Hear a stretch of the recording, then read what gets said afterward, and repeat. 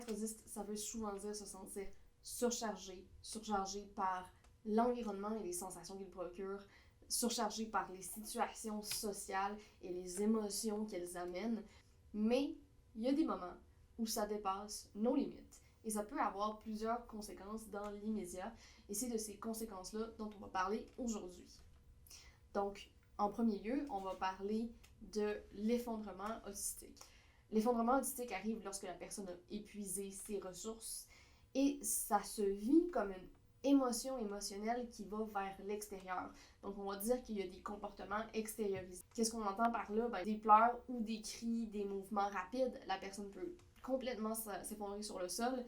C'est vraiment un moment de crise, un moment où de perte de contrôle, de sentiment de perte de contrôle. Et même si la personne n'arrive pas à communiquer clairement, posément et avec éloquence ses besoins, si la personne est capable de comprendre une langue, elle va être encore capable de la comprendre pendant qu'elle est dans sa crise. Fait que c'est absolument important de ne pas faire comme si elle n'était pas là lorsque l'on parle à cette personne-là. Il faut aussi savoir que quand on est en effondrement, c'est déjà quelque chose qui est super difficile à vivre. C'est pas un show. C'est pas un moment où on veut que les gens s'attroupent autour de nous. Ça fait juste ajouter des sensations, c'est absolument désagréable. C'est plutôt un moment où il faut créer de l'espace pour la personne et s'assurer que tout le monde est en sécurité, tant la personne autiste qui est en effondrement que l'entourage et les gens autour. Fait que ça peut être une bonne idée de déplacer des objets qui pourraient être dangereux pour la personne ou même d'offrir à la personne d'aller dans un endroit tranquille si c'est possible, de demander aux gens autour de partir si c'est pas possible pour la personne autiste de se déplacer.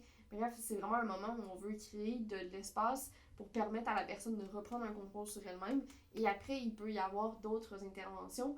Mais habituellement, après un effondrement autistique, ce qui arrive, c'est que la personne va être en grande fatigue. Ça demande énormément d'énergie à arriver jusqu'à cet état-là. Et ce qui arrive souvent, c'est qu'on arrive vers le repli autistique, dont je vais parler tout de suite. Il faut savoir que le repli autistique, t'as pas besoin de tomber en effondrement avant de tomber en repli ou en fermeture. Ça peut arriver juste comme ça, un surplus d'émotions, un surplus de sensations, et la personne tombe en repli. Donc, qu'est-ce que c'est que le repli autistique? C'est un peu la même chose que l'effondrement, mais vers l'intérieur. C'est comme si c'était une implosion d'émotions et de sensations qui se vit de l'intérieur. De l'extérieur, la personne peut sembler relativement tranquille, elle va parler plus lentement, elle va faire certains mouvements d'autostimulation peut-être plus lentement, ou ça va être la seule chose qu'elle va être capable de faire. Il va y avoir des... la personne peut être en pleurs aussi, mais tout va être un peu plus petit, plus refermé que dans l'effondrement. Mais au niveau de la détresse, c'est à peu près la même chose qui est vécue. Puis l'intervention peut être à peu près la même, dans le sens qu'on va proposer à la personne d'être dans un endroit tranquille, on va s'assurer qu'il n'y ait pas d'attroupement autour de la personne. Donc, tant l'effondrement que le repli, ça arrive quand il y a un trop plein, c'est le vase qui déborde. Il y a des choses à faire pour éviter d'arriver à ce stade-là. Quoique, il ne faut pas trop s'en vouloir si ça arrive de temps en temps chez une personne autiste. Il n'y a personne qui est parfait et ça va t'arriver même si t'es adulte, même si t'es le meilleur parent du monde pour ton enfant puis que tu fais tout pour lui, comme ça va arriver, des moments de trop plein. Tout le monde a des moments de... Je pense qu'il y a moyen dans la vie quotidienne d'utiliser des outils pour diminuer la fréquence des effondrements et des replis. Tout ce qu'il y a d'outils sensoriels pour diminuer la charge sensorielle. Trouver aussi des mouvements d'autostimulation qui sont réconfortants, qui permettent de prendre un contrôle sur soi et qui ne sont pas dérangeants pour les autres. C'est très important.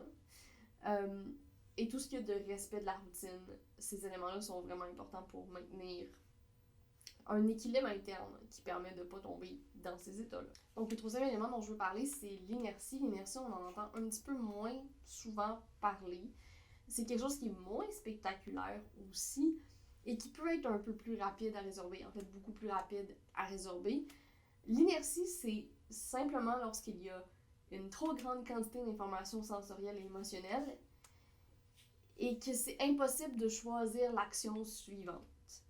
Donc, la personne en état d'inertie va arrêter de bouger, arrêter d'agir, de parler complètement, mais ça va être quelque chose qui est très situationnel.